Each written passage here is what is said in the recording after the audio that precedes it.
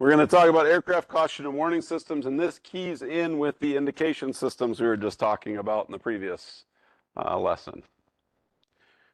We got 25 minutes. I think we can make it. There's only 11 slides. It's a short one. Okay, so earliest warning systems, in quotes, the pilots had sounds and feel of the airplane. What do I mean by that? Your engine starts to vibrate 5 seconds before your engine blows apart. Right? Maybe, hopefully, before you send a cylinder flying out of the cowling. Right? Or, your engine, your airplane starts to vibrate a couple seconds before the prop that broke a blade tears the whole engine out of its mount. No. Hopefully, things are a little quicker than that, or a little less dramatic than that. But, the feel of the airplane, the sounds it makes, the earliest system, also still one of the most important when it comes to troubleshooting the aircraft. As you operate aircraft, as you get familiar with an aircraft, you will know what normal feels like. You will know what normal sounds like. You will know what normal smells like. Sometimes you'll know what normal tastes like. I know that sounds weird, but So that sound and feel. So mechanics, as mechanics, we're going to look for signs of warning, things like structural damage or stressors that we can see that maybe aren't visible to the crew. How many of you know the YR-172 is in its hangar and not flying? From the outside, anything on there? Besides, what's obviously broken because we use it as a training aircraft, but any ideas? Anyone gone up and dug into the wing spar real carefully? So that plane had a hard landing and it actually has a wrinkle in the wing spar, hidden inside the carry-through structure above the ceiling. Okay, you can't see it from the outside, but there was structural damage found. It had a hard landing. Part of the, when a plane experiences a hard landing, there's a hard landing inspection. One of the elements you look at is the wing spar carry-through structure, and that's where they found evidence of damage. The wing, when the plane hit the ground, the wings go like that, and it bends that wing spar. Okay. So things like evidence of heat where it shouldn't be, or overheating. Group yesterday, several of you have taken the combustion chamber part of the 1 Allison 250 that's got heat damage on it. Or you see things like leaking out, smoking rivets. So those are kind of your earliest warning systems, just the plane itself. And again, we get to know what normal feels like. What are the normal vibrations like? What are the normal sounds when the air conditioning system is operating? What's the normal smell when you're running the air conditioning system off the APU? What's the smell when your APU is leaking engine oil into the bleed air and you're running the air conditioning system off of it? There's a definite smell to vaporized turbine engine oil that most mechanics that work on transport aircraft can tell you there's probably a seal going bad in whatever your bleed air source is at that point, whether it's the engines or the APU. Okay. So early warning systems, to get into actual warning systems built for the aircraft, were your discrete instruments. They may not be attention grabbing, but by scanning them and looking at what information they show, they hopefully will get your attention. Is the pressure indication showing the right spot? Is the altimeter showing higher than 0 when you're flying? Hopefully it is, right? What's your RPM on your engine? Is it dropping? Is it steady? Is it bouncing up and down? Right. So we had discrete instruments and then some lights and sounds, and those could include things like bells, horns, various lights. The 727 has a lot of that in it. You turn on a hydraulic system and there's a low pressure light that shuts off once pressure builds. You turn on a fuel pump and there's a fuel low pressure light that shuts off once it senses that the pump's producing pressure. You also have things like normal and exceedance indications. So on gauges, things like carats, bands, different colored bands, right? White, green, yellow, red for airspeed right here. EGT, this has a little max pointer on it. Here we've got anyone know what this orange AS flag on the right there means? Any idea? Means you don't have airspeed data available. Your airspeed's it's an inoperative flag. Okay? Tells you the gauge isn't working, probably because it's not hooked up or not powered on. Okay? So, things like that we gotta kind of keep, we use to tell us, are we in normal ranges? Are we in abnormal ranges? Right? Then we had kind of second generation warning systems. These still use the discrete instruments. Okay, quick pop quiz going to back. What kind of a flight deck is this? Is it traditional? Is it EFIS, or is it EFIS with full ICAS?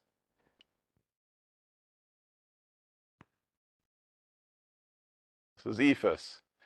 Doesn't have ICAS. No systems displays in the middle. It does have electronic flight instruments on the left and right side. Okay. Still has some generation. But anyways, second generation warning systems still use discrete instruments in a lot of cases. Here's all these indications. We still even have the old school flight instruments. Added some oral warning systems. What's oral warning? The planes talk to you, make noises, right? Master warning and caution switch lights are kind of the development here with the central warning panel. What I mean by that, right here, oops, I thought it showed it. Oh, here we go.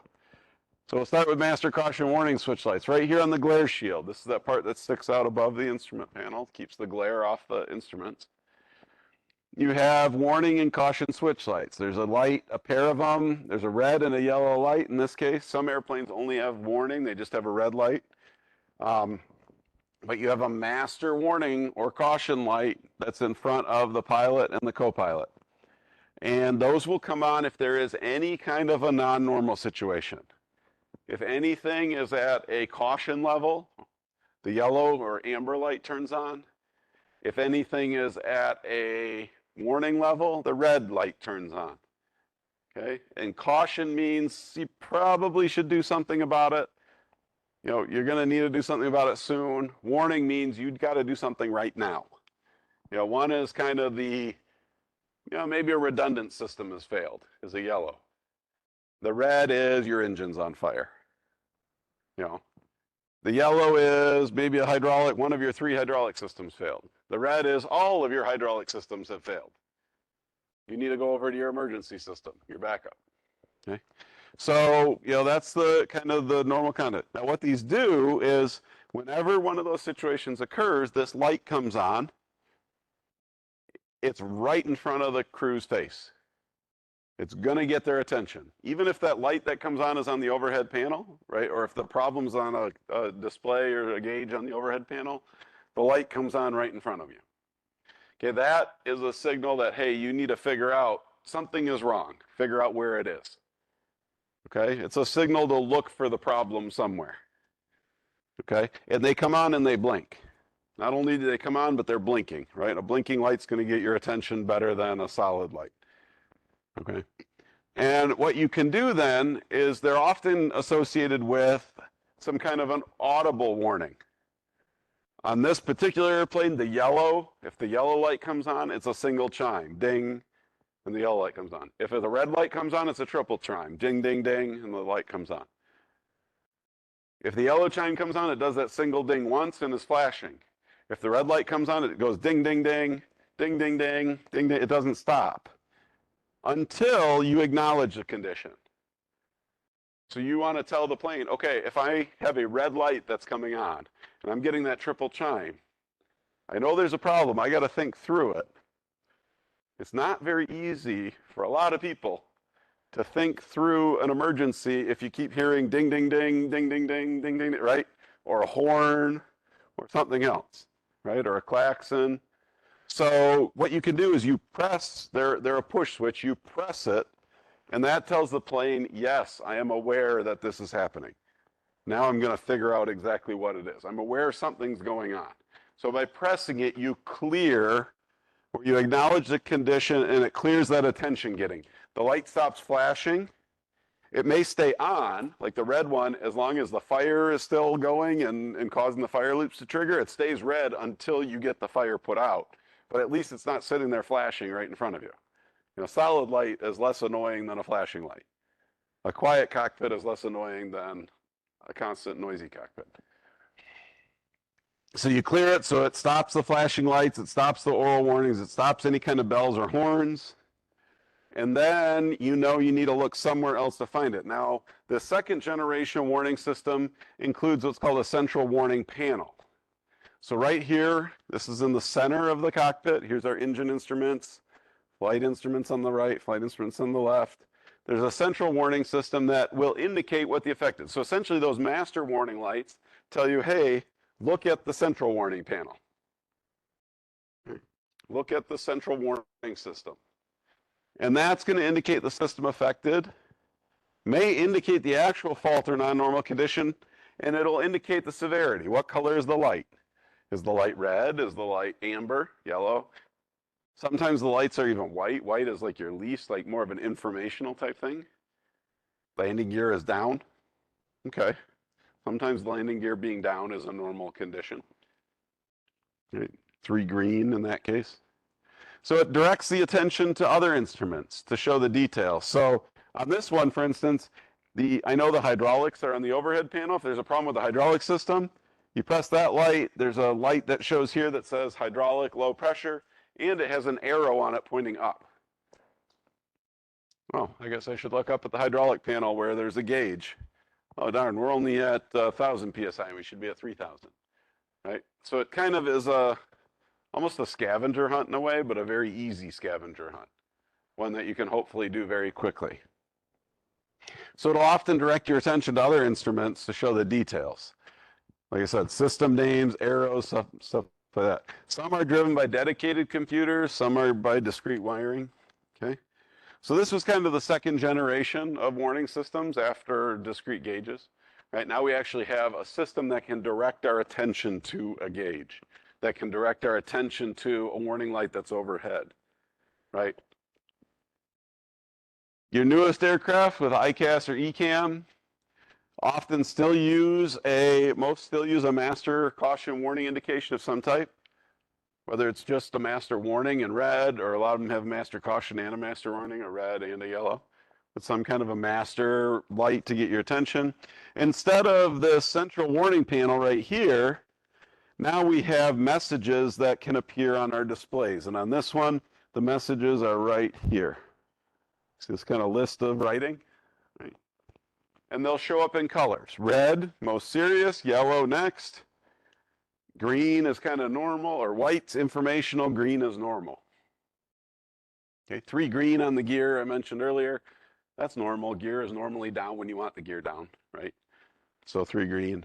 But if you put the gear handle down and one of them fails to come down, that one turns yellow hashed or red hashed, depending on what it could be. So messages appear on the displays. They give a general description of the fault. Severity, color, and list position. Often the list position populates from the top down. You know, so I don't have a yellow marker, but your warnings will appear on a list. And the newest warning, I don't need to write, the newest warning, it goes to the top, okay? So you get a warning, it's at the top of the red list. You get another warning, it goes above that and bumps it down. They typically go in order of that. Sometimes they go in order of severity. Typically, like fire indications, they always go to the top of the list. Right, a fire is a big deal. Yellow, you get a new yellow indication. It doesn't go above the reds, it goes at the top of the yellow section of the list. It's below the bottom red indication. White or green, those go below that. So order of occurrence top is typically most recent, except for some super severe things like that. If you need the details, that's where you go to those system display pages or synoptic pages or screens. Okay? And you can look at the details there. Newest ones now is checklists have been integrated into these, and so not only does it give you the caution or the warning, but a lot of these now are touchscreen or interactive, where if you touch or select that warning, it can actually bring up an emergency checklist or a non-normal checklist. You have a hydraulic failure, you tap that, and down here, maybe on the lower screen, a non-normal, a hydraulic failure checklist will come up for you. Back in the day, the pilots had this giant, what they called QRH, Quick Reference Handbook. It's this big binder with a bunch of tabs in it, and you had to flip to the tab. Now they tap the message, and it brings the checklist up on the display. You don't even need to grab your QRH out of the side anymore. Okay. And then you got redundant and dedicated warning computers. So these are driven by computers specifically. They may be individually driven by computer. There might be a flap system computer, and there might be a hydraulic system computer, and there's probably 4 engine control computers for 2 engines, and there's probably a couple air conditioning controllers, and there's a pressurization controller. They can all trigger stuff, plus they feed data into a specific warning computer that can kind of coordinate all these kind of emergency indications. Often known as a WU or a warning electronic unit. Those can often drive something called an LDU, a lamp driver unit. Don't worry, you don't need to remember the acronyms now. You'll learn this enough when you go work on an airplane, because every airplane is going to have different acronyms. So like this might control the warnings that show up on the display, and it's going to tell the lamp driver unit what lights to turn on, and even these have their own dedicated computers.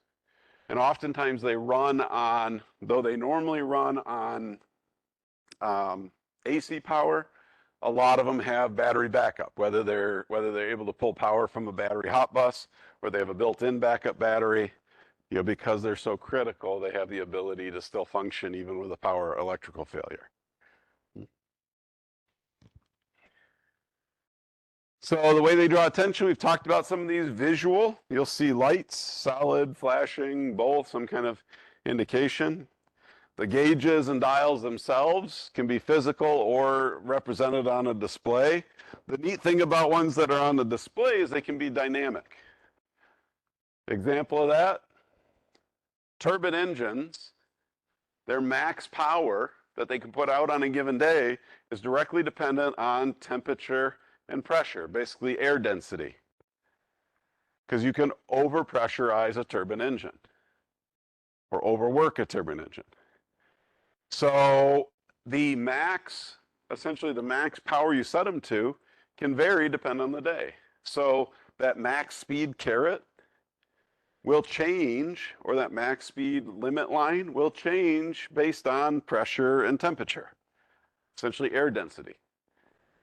You don't even have to calculate it. If you go on the 727, you have to calculate it. There's a whole bunch of tables the flight engineer before takeoff would have to calculate what the max power is, because they'd set the max power for takeoff. Now, let me see if I can see it. And it's too far away to see. Yeah, there's a little caret on there. It's got glare and it's hard to see, but there's a couple little carets on there. Those will move based on the day.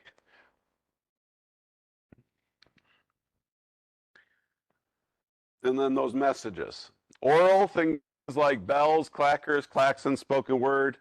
You can make all kinds, now it's all pretty much, back in the day you had an actual bell in the cockpit.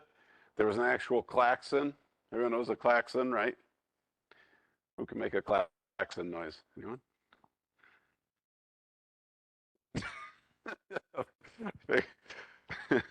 So if you don't know what it is, think of submarine, dive, dive, dive. The noise that you hear is part of like when the submarine's diving, that's a klaxon. Hunt for Red October. Yeah, okay. You've heard of that movie at least, right? That's like a classic. Maybe you haven't seen it. I'm sure you've heard of it. It's kind of like, people talk about Moby Dick. Like everyone's heard of Moby Dick, but how many people have actually read it? You'll notice my hand's not in the air. Everyone knows the first words, right? No? Call me Ishmael? That's the entirety of what I know about Moby Dick. No, I know the general storyline, but yeah, so computer generated, you can get all kinds of unique sounds and fun sounds. warbles and beeps and yeah. But you can also get spoken word. So now, not only is the plane making noise to get your attention, the plane is telling you what to do. Pull up, too low, terrain, terrain. Well, basically it's telling you you're about to crash into the side of a mountain and what to do about it. Right? Engine fire, engine fire. Right? So you can put these things in there that autopilot disconnect. When the autopilot goes offline, our planes would say autopilot disconnect to tell you that the autopilot just shut off, disconnected. Okay?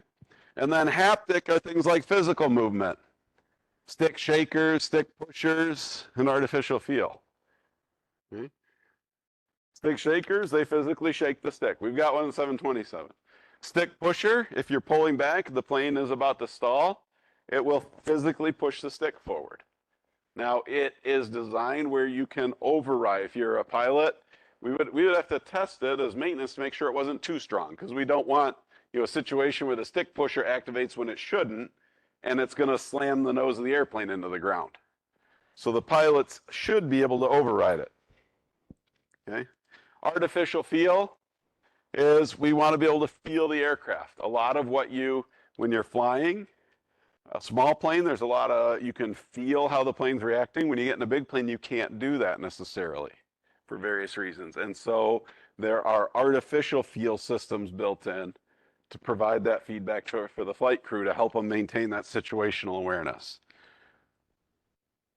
So various, with the oral warning systems, whether things are single sounds, multiple sounds, or continuous, can indicate severity. So what's probably the least severe? Like a single sound. The most severe is going to be what? Kind of a continuous. It doesn't shut off until you hit that acknowledgement button. That way the plane makes absolute, it's kind of like you get a text message, it dings once or maybe twice, it's really easy to miss. But then your mom calls you like 3 or 4 times over and over because she wants to know if you're going to bring your laundry home when you come home for the weekend. Okay. So chimes can be types, bells typically are continuous. You can see just different ways they're used. But ultimately, it's getting your attention. And then all of these can feed into what are known as configuration warning. And that is that the warnings you need during takeoff may be different than the warnings you need during, warnings and cautions, I should say. And the indications might be different during cruise, might be different during descent, might be different during landing, right? When you go to take off, you have to have flaps. You usually put your flaps down a little bit. Give you a little extra lift, but you don't want a bunch of drag. If your flaps are down too low, you're going to run off the end of the runway. If your flaps are all the way up, you may not get enough lift and you'll still run off the end of the runway. So, your flap position for takeoff might be 2 to 5 degrees. Flap position on landing might be 35 degrees. So, now with new dynamic systems, if your flaps are in that 35-degree position and your plane says it's on the ground and you're pushing your throttles all the way forward, it's going to start yelling at you. Say, hey, you know what? You probably need to bring your flaps up a little bit. If you're coming into land, if it senses, a drop in altitude, a throttle back on the throttles, and your flaps are still up, it might have the ability to trigger some kind of an indication telling you, hey, your flaps are not in the right position. If you start to get too close to the ground and you pull your throttles back and your landing gear is still up, it might give you an indication that your landing gear is still up, right?